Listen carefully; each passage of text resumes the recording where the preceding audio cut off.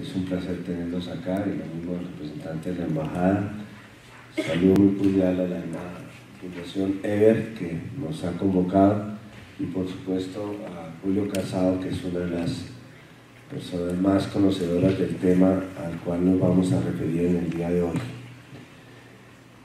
Como ustedes saben, el pasado 5 de diciembre, aquí en esta sede que fue inaugurada, los jefes de Estado de UNASUR, jefes y jefas de Estado de UNASUR, tomaron la determinación de que la región, la Unión UNASUR, llevara una posición conjunta a la próxima asamblea que sobre el tema de las drogas tendrá lugar en la ciudad de Nueva York el próximo 2016.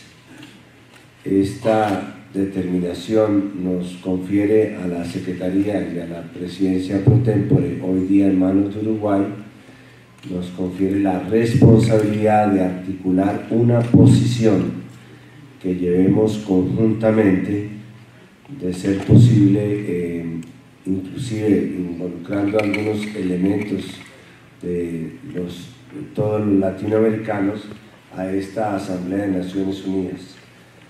Esta asamblea está convocada para estudiar políticas alternativas en relación con el manejo de las drogas. Cuando fui presidente de Colombia en el periodo de 1994-1998, conseguimos conjuntamente con México que se hiciera otra asamblea parecida en Naciones Unidas, que si mi memoria no me falla se hizo en 1998 en la sede de Naciones Unidas. Lo que está demostrando estas dos convocatorias de reuniones extraordinarias es que hay una inquietud mundial por encontrar una política alternativa a la actual política de manejo del tema de las drogas. Esta política que actualmente nos rige, que la vamos a llamar en términos un poco pedagógicos la política prohibicionista, es una política que ya lleva más de 100 años. Nació con los primeros tratados que se hicieron de lucha contra el opio y se ha venido reiterando de alguna manera. Sí, no, está Andrés. Y se ha venido de alguna manera reiterando, fortaleciendo, diversificando y acentuando a lo largo del pasado siglo. Es una política que parte de la base de que las drogas que se consideran drogas ilícitas deben ser eliminadas a través de la represión, de la prohibición, de la interdicción, del afianzamiento de los mecanismos de combate del crimen organizado. Sin embargo, a pesar de llevar estos años y de tener varias convenciones que la han venido normativizando, es claro que el mundo no ha conseguido erradicar el problema de las drogas. Así lo prueba la existencia en este momento de más de 300 millones de consumidores de drogas, de los cuales alrededor de 180 o una cifra superior son consumidores de marihuana. Y no solamente el tema no se ha logrado solucionar, como lo prueban las estadísticas sobre el consumo de las drogas, sino que además ha diversificado el consumo de las drogas. Hoy alrededor del 30% del consumo de las drogas ilícitas son drogas sintéticas, y es todo esto con unos graves y grandes daños institucionales. ¿Por qué América del Sur tiene autoridad, y en general América Latina, para hacer una propuesta alternativa en materia de manejo de las drogas? En primer lugar, porque hemos sido los países más victimizados del mundo en esta estrategia de focalizar la lucha contra las drogas en lo que podríamos llamar la oferta de las mismas. hay una lamentable tendencia de los últimos 50 años a tratar de localizar el problema de la erradicación de las drogas no en el lado de la demanda, o sea, en la parte del consumo, sino en la parte de la oferta. Entonces es mucho más sencillo perseguir cultivadores de productos ilícitos en el Putumayo o en el Chapare, Putumayo colombiano o en el Chapare boliviano, que tratar de hacer un esfuerzo por reducir los niveles de consumo o los niveles de la demanda. Sin embargo, esta idea de que aquí lo que había era un desequilibrio entre oferta y demanda que llevaba a exigir una fórmula de corresponsabilidad en la lucha contra las drogas para que no solamente se actuara del lado de la oferta, sino también del lado de la demanda, ha venido perdiendo fuerza a medida que se ha identificado que hoy día hay países que normalmente han sido considerados como productores, como el caso de Colombia y Brasil, que han comenzado a ser considerados como países en los cuales ha venido subiendo de manera significativa el consumo, sino también países consumidores en los cuales ha aumentado la producción de las drogas, como el caso de Estados Unidos, relacionado con la marihuana, en el cual ya hoy día hay 4 estados que de manera democrática han decidido darle un tratamiento distinto a la marihuana, y en estos estados prácticamente se puede hoy día producir, distribuir y consumir la marihuana sin que exista ningún tipo de restricción legal ni tampoco federal, porque las normas federales que han venido expidiendo se tratan de legalizar la tenencia de dineros provenientes de estos cultivos que hace unos pocos años eran considerados como unos cultivos que estaban totalmente al margen de la ley. Por eso hoy día lo que tenemos que trabajar es en una propuesta no de corresponsabilidad, sino de responsabilidad compartida en el manejo del problema de las drogas. Pero además esta región tiene autoridad para formular una política alternativa en materia de drogas, porque aquí se están de alguna manera gestando nuevas propuestas en materia práctica para manejar el problema de las drogas. Es el caso de Uruguay. Aquí tenemos al padre de una iniciativa que es una iniciativa uruguaya interesante, importante, para darle un manejo distinto al problema de la marihuana, que seguramente él podrá explicar con más autoridad que la que yo puedo tener, pero es buscando una salida distinta al tema del cultivo y la producción y la distribución de la marihuana.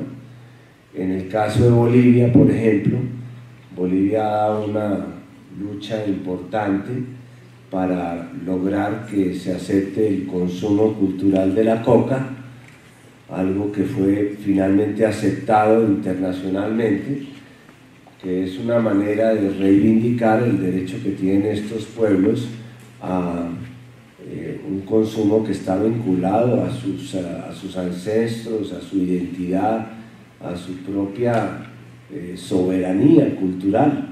Y esto es algo que fue aceptado internacionalmente. En el caso de Colombia, ustedes han sabido que se está negociando en La Habana. Uno de los puntos que se está negociando es el de darle un tratamiento distinto a los cultivos ilícitos, para que no sea solamente la erradicación forzosa, y mucho menos la erradicación forzosa aérea con la utilización de productos químicos que están produciendo daños ambientales irreversibles en Colombia, sino que haya una figura de sustitución social voluntaria de los cultivos ilícitos. Nosotros hace 30 años en Colombia teníamos 2 o 3 departamentos en los cuales había presencia de cultivos ilícitos.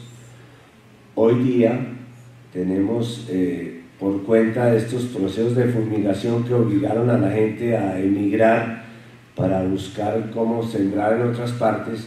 Hoy día hay 23 departamentos, 21 departamentos en los cuales hay presencia ya establecida de cultivos ilícitos.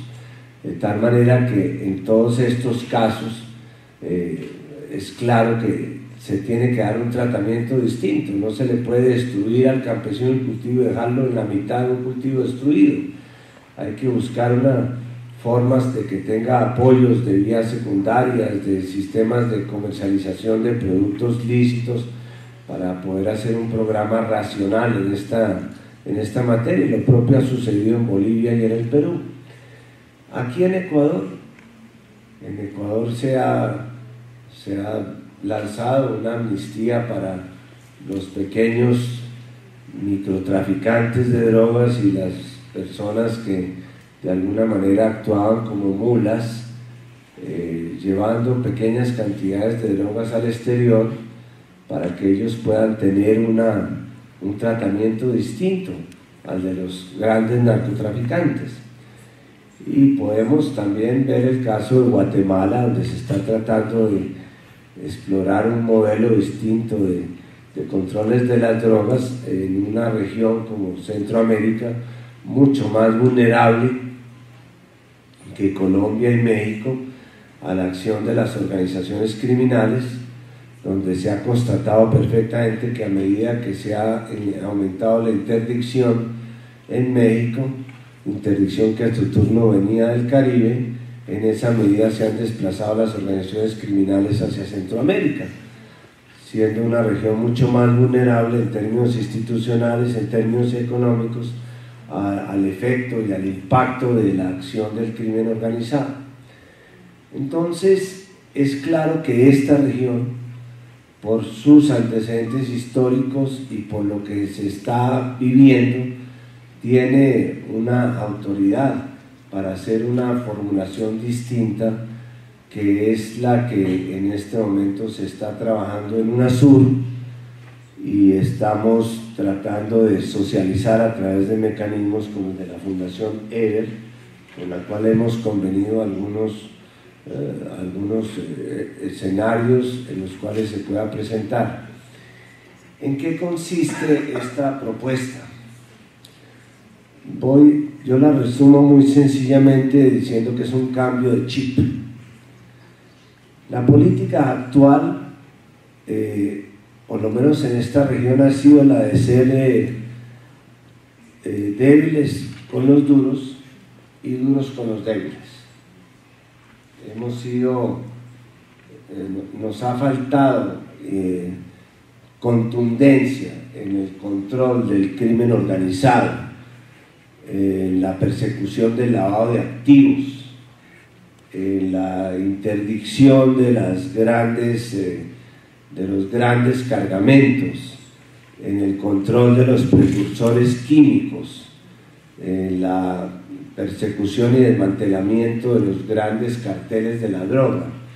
Es claro que ahí podríamos ser más eficaces y estamos proponiendo que lo seamos.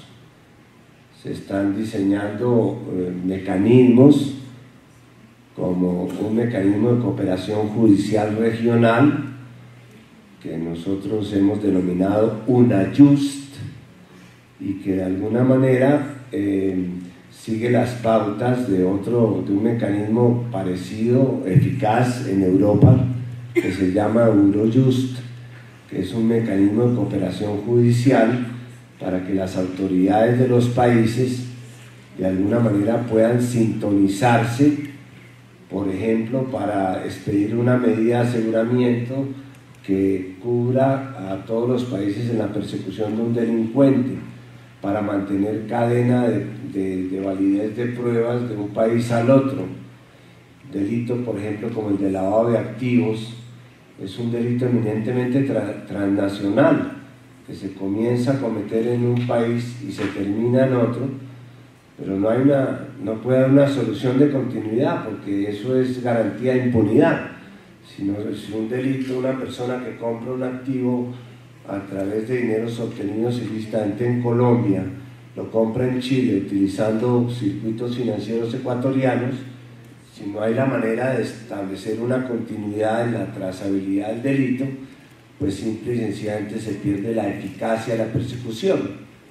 También ustedes han escuchado que hay algunos fiscales dentro de la región que están proponiendo un mecanismo que es un tribunal penal regional, una corte penal regional, una corte suramericana, que tendría la posibilidad de perseguir estos delitos transnacionales como resultado de un esfuerzo conjunto de todos los mecanismos jurisdiccionales de la región.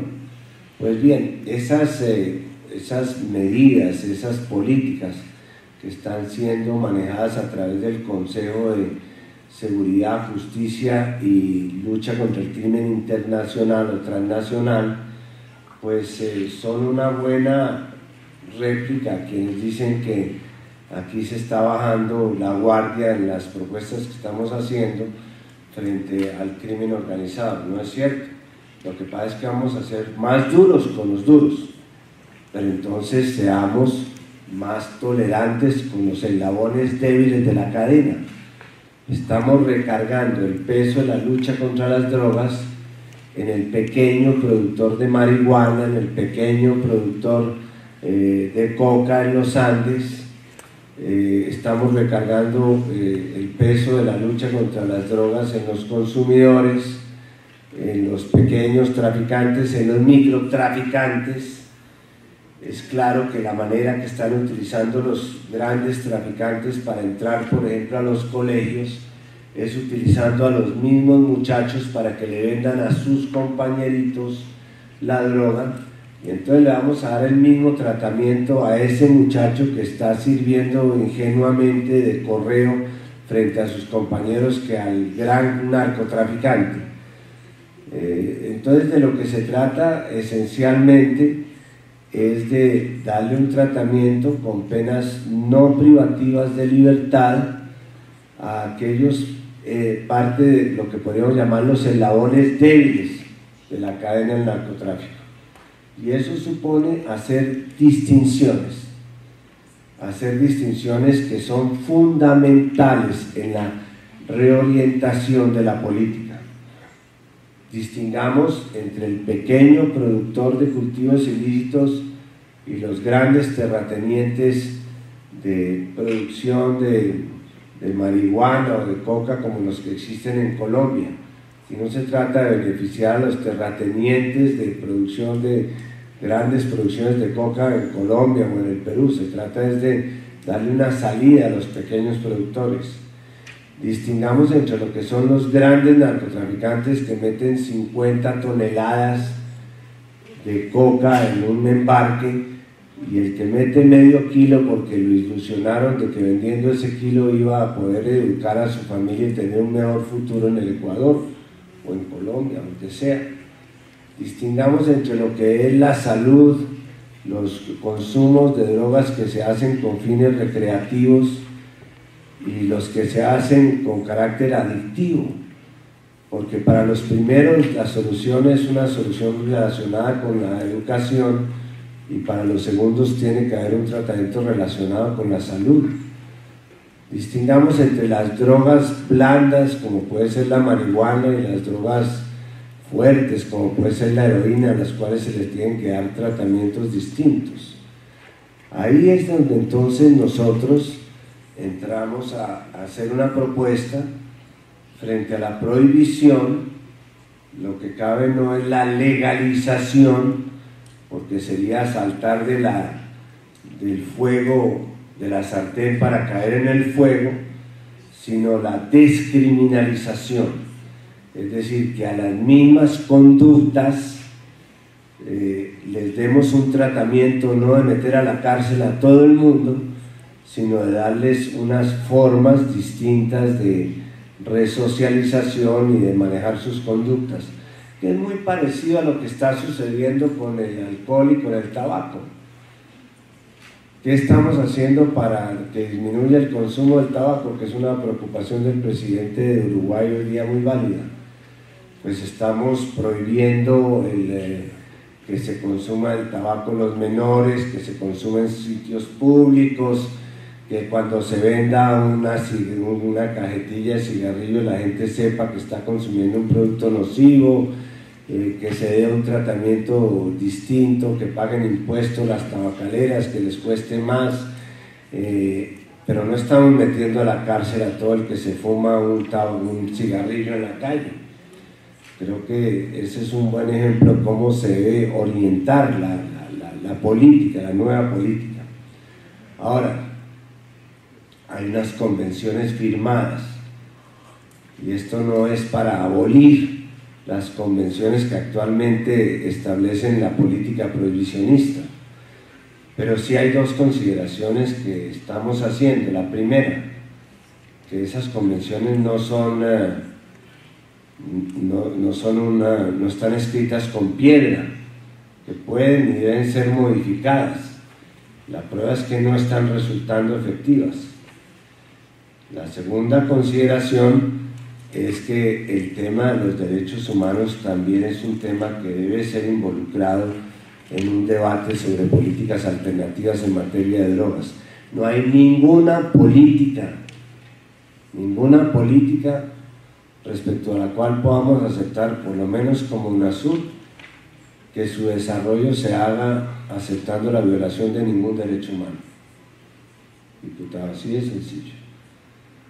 Tan válidas son las convenciones sobre lucha contra las drogas de Ginebra como las convenciones que hemos firmado sobre protección de los derechos humanos. Y eso lo digo con el testimonio de haber vivido un país que prácticamente como Colombia ha sido totalmente victimizado por cuenta de la lucha contra la droga. No creemos que haya ninguna vida inocente ni ningún sacrificio que se pueda aceptar en aras de una política para que sea más o menos eficiente. Y claro, hay que revisar temas, porque es obvio que el daño que está causando la política prohibicionista está siendo superior a los beneficios que puede producir en cuanto a la reducción del consumo de las drogas. Esta teoría nos acerca con los europeos. Podemos aceptar que haya ese daño ambiental en la lucha contra las drogas, que se destruyan los ecosistemas suramericanos por cuenta de la lucha contra las drogas. Podemos aceptar los daños institucionales que causa la lucha contra las drogas, desmedida o excesiva en materia de corrupción de las instituciones, de corrupción de nuestros sistemas políticos. ¿Hasta qué punto no está resultando mucho más costoso el remedio que la enfermedad? ¿Y cómo podemos nivelar las cargas para que no sea así? Esa teoría del daño forma parte también de las consideraciones que estamos haciendo en esta política que estamos consensuando a nombre de Sudamérica. Creo que esos son como los elementos generales de esta política. He hecho, por supuesto, un resumen bastante, digamos, escueto de lo que son los elementos generales, pero quiero terminarles diciendo pues, con la frase de Einstein, quien decía que no hay mayor forma de locura que la de aquel que pretende que seguir haciendo las mismas cosas se puedan producir resultados diferentes. Para nosotros está claro que seguir insistiendo en esta política prohibicionista de una manera absolutamente obcecada, simple y sencillamente no va a producir resultados diferentes. Vamos a seguir con unos altos niveles de consumo, pagando unos altos costos institucionales y sin que hayamos encontrado un camino valedero para salir de esto que sin duda es uno de los grandes flagelos de la humanidad en este momento. Vamos a seguir trabajando. Adán no lo echaron del paraíso porque no le gustara la manzana, sino porque desatendió una prohibición. Y a veces la prohibición es la fuente del apetito, como decía alguien.